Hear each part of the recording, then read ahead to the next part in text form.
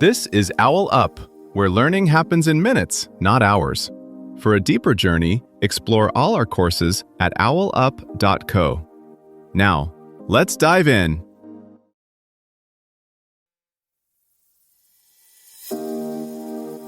Welcome back to Chapter 2 of The Unseen Heroes, Unsung Figures Behind Famous Battles. In this episode, titled Women Warriors of the Past, we'll uncover the remarkable stories of key female figures who played pivotal roles in history's battles. Get ready to discover the courage and resilience of these extraordinary women. Let's dive in. A warrior's grave in Sweden, once assumed male, turned out, through DNA, to belong to a woman, buried with weapons and war horses. So here's the puzzle. If even our skeletons break the rules of history, how many other women fighters have we edited out of the past? Step outside Europe for a moment, and the pattern becomes even harder to ignore. In West Africa, the Kingdom of Dahomey fielded an elite women's regiment so feared that French officers compared facing them to fighting in a thorn forest.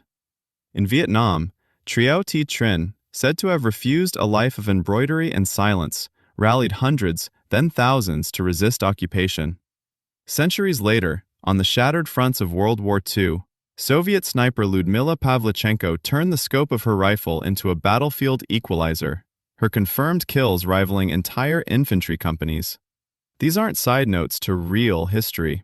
They are pressure points where individual women bent the course of wars. Yet most school timelines glide past them, as if the clash of empires happened in a world where half the population merely watched.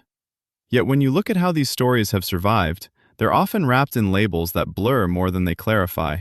Legendary maiden, exotic Amazons, saints, she-devils.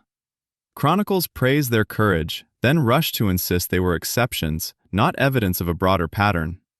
Archaeologists long coded any grave with weapons as male. Chroniclers smoothed female commanders into mascots, mascots into myths. The archive starts to look less like a neutral record and more like a battlefield itself, where what gets written, translated, and taught is shaped by the victor's ideas of who was allowed to be dangerous.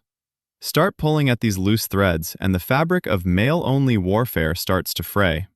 Across early medieval Europe, ballads about maidens in armor sound like fantasy, until you match them with burial sites where weapon-rich graves test as biologically female. In Central Asia, steppe nomads train girls to ride and shoot from childhood. The same skeletal markers that reveal lifelong archery in presumed male warriors are now being found in female remains too. Once researchers stop deciding in advance which bones must be men, different stories leak out of the ground. Chronicles also hide clues in their throwaway lines. A Chinese source might dismiss a woman commander as unnatural, but then casually mention the troops she led, the fortresses she held. Islamic legal texts from the medieval period debate whether women who fought in specific battles deserved a share of the spoils, an oddly technical question if they were mere mascots. Even when records work hard to deny women full warrior status, they accidentally confirm participation. Supply lists with women's names, pay registers, rations assigned to archer's wife who was issued her own bow. Not all fighting meant frontline swordplay. Raids, sabotage, intelligence, and logistics could decide campaigns long before armies clashed. In colonial Latin America, women organized food networks for rebels, smuggled messages in laundry bundles, and, when needed, picked up muskets. In West and East Africa, oral epics remember queens who rode into battle but also negotiated truces, marshaled labor, and commanded fortified towns. Violence and authority traveled together. To control a city's gates or grain stores was often as decisive as wielding a spear. As historians widen the definition of combatant, patterns emerge. Women appear wherever war demands skills that aren't brute force dependent: riding, shooting, planning ambushes, holding sieges. Like a shifting weather front that only becomes visible when you track pressure and wind instead of just rain, women's roles in war snap into focus when you follow functions: who planned, who supplied, who killed and risked being killed, rather than the armor shown in schoolbook illustrations. Some of the clearest examples appear when historians zoom in on very specific tasks. On Viking-age ships, for instance, textile impressions and weapon damage on shields sometimes line up with women's graves inland, hinting that the same hands that spun sailcloth may also have repaired gear between raids. In medieval Japan, samurai households trained women in the naginata polearm not as a curiosity, but because castle defense often fell to whoever was inside the walls when the men rode out. Early modern piracy records from the Caribbean list ship's boys who were only later unmasked as women when court clerks described their clothing at execution. Even in urban uprisings, Paris 1789, Warsaw 1944, women show up in munitions workshops, on barricades, and in neighborhood patrols that blurred into militias.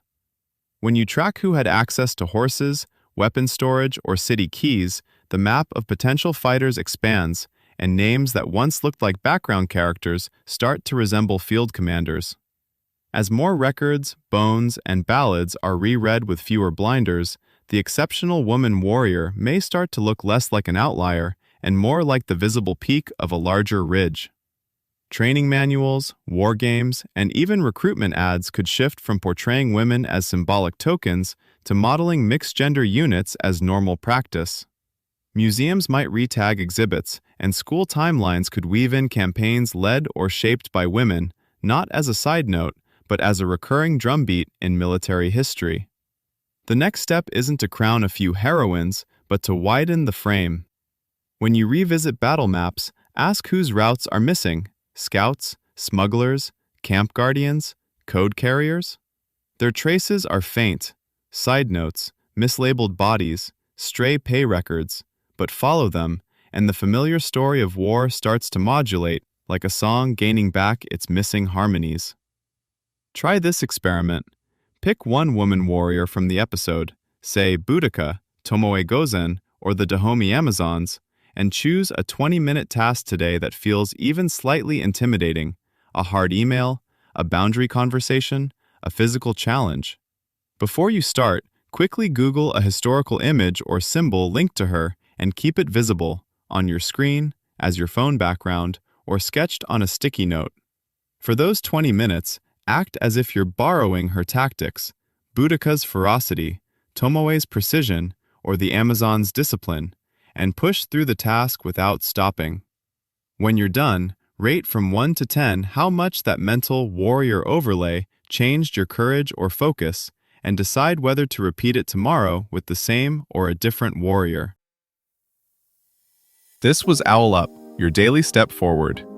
This series continues with more chapters on OwlUp.co. Visit OwlUp.co to access the complete course and continue your learning journey. See you there!